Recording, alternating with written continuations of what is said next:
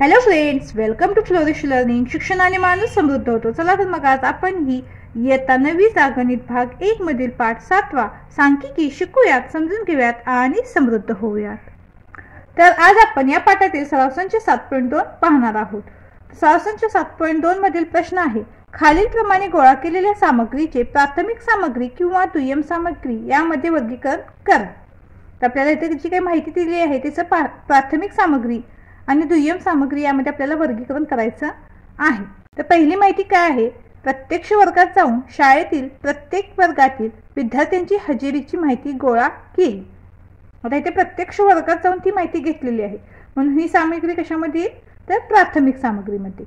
त्यानंतर प्रत्येक विद्यार्थ्याच्या उंचीची माहिती वरिष्ठ कार्यालयास तातडीने पाठवायची असल्याने शाळेतील शारीरिक शिक्षण विभागातील नोंदीवरून माहिती गोळा केली.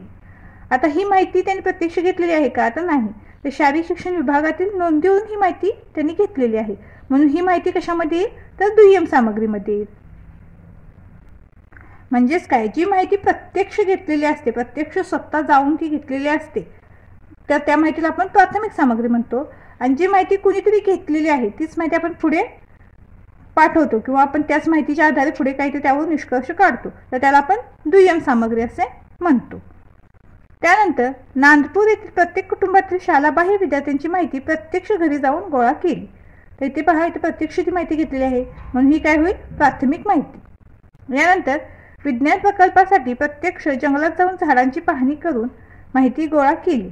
ही काय झाली, ही सुद्धा प्रत्यक्ष माहिती घेतलेली आहे, त्यामुळे ही सुद्धा प्राथमिक सामग्री होईल. तर दिलेल्या माहितीवरून 1 नंबर, 3 नंबर आणि 4 नंबरची माहिती ही प्राथमिक सामग्री आहे. इथे तुम्ही पूर्ण माहिती सुद्धा लिहू शकता. आणि 2 नंबरची जी सामग्री आहे, 2 नंबरची जी माहिती आहे ती दुय्यम सामग्री आहे. तर सराव संच 7.2 ची आपल्याला इथे मिळालेली उत्तरे आहेत.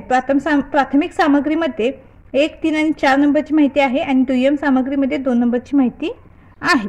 तर जी माहिती प्रत्यक्ष घेतलेली असते त्याला आपण प्राथमिक सामग्री म्हणतो, आणि जी माहिती आधीच कोणती घेतलेली आहे त्याचा नंतर आपण जो वापर करतो त्याला आपण दुय्यम सामग्री म्हणतो.